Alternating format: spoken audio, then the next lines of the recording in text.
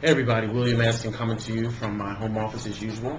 Um, I am not going to be working from this location for much longer. I'm actually moving to a new area back in Jersey, to where I'm from. But I wanted to make this quick video and tell you guys a pretty interesting story about something that I learned. You know, I have my kids part-time during the week, and this one Monday, this past Monday, my son was here.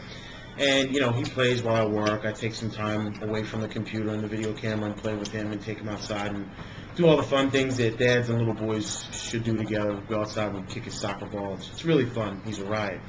So this one day, we were going to walk to the dumpster and take the trash out. Well, in the complex that I live in, there's dumpsters at the far ends.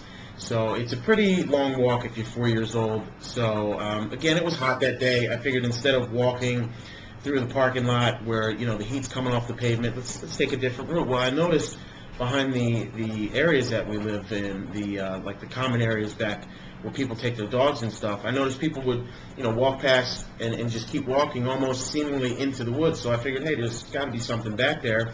So I take him back there to walk behind all the townhomes that we live in, and there's all these really pretty trails that are carved out back there from the landscapers, and it's really nice. So we take this walk, and this buck, this maybe 6 or 8 point buck, comes walking out of the woods, and I'm like, oh shit, I got a bag of trash and a 4-year-old, and this big ass deer with these big pointy antlers is staring at me.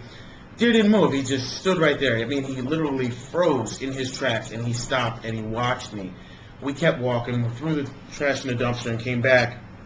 The deer saw us coming. At that point, he was eating some grass, and he perked his head up, and he looked, and he stared, and he watched me walk all the way past him. We just kept walking, and he didn't move.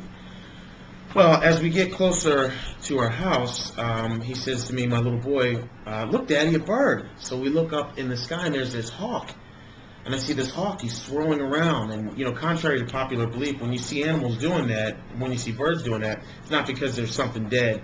It's because they do what's called ride thermals, okay? Hot air, a column of hot air swirls like that up in the air. And birds find these, and they stretch their wings out, and they ride these things hundreds, maybe even thousands of feet up in the air, so that they can eat. So the lesson that I learned was this, is that when you're on a path in your marketing activities, or when you are invested in a certain activity, take some time every now and then to stop and observe. Okay, stop and observe what your activity is yielding you. Stop and observe what your competition is doing.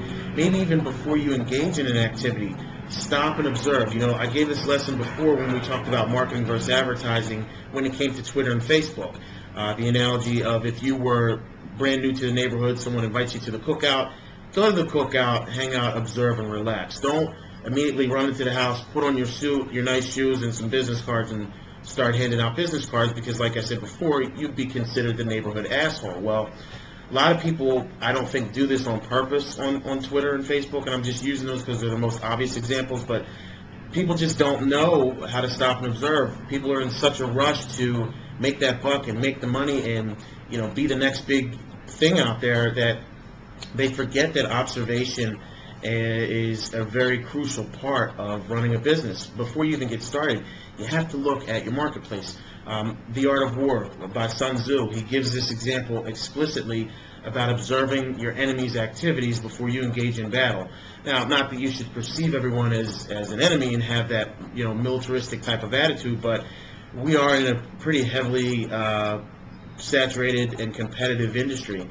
And there are people out there that look at it that way. But the point of what I'm saying is just stop and observe and watch your marketplace before you engage in activity.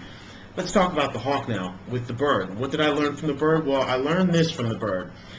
As you're out there flapping your wings, generating massive amounts of effort to get going, you have to seek out and search for areas of opportunity, and you have to look for open doors that will help you rise to the top, okay? Rather than, I guess what I'm saying is this, is that you need to find activities, or you need to invest in things that will yield the most results for as little effort as possible. Now, that doesn't mean go out and be lazy. That doesn't mean don't put any effort into your marketing. That just means for you to find the most find the highest yielding activities, okay, for your buck or for your time. Because either way you're investing your time or you're investing your money. So if you're going to invest, get the biggest possible return on your investment is what I'm saying. So those are the two things that I learned from a hawk, a deer, and a walk to the dumpster on that hot Monday morning. So what I'd like for you guys to do now is, if you haven't already, go ahead and subscribe over here. Click on my link if you want to see what I'm doing. Definitely comment on the video, rate it on a scale of 1 to 5 stars, and let me know what you think. I mean, I really like bringing this type of content to you guys and giving you these kinds of lessons, especially all the new people that are just starting out.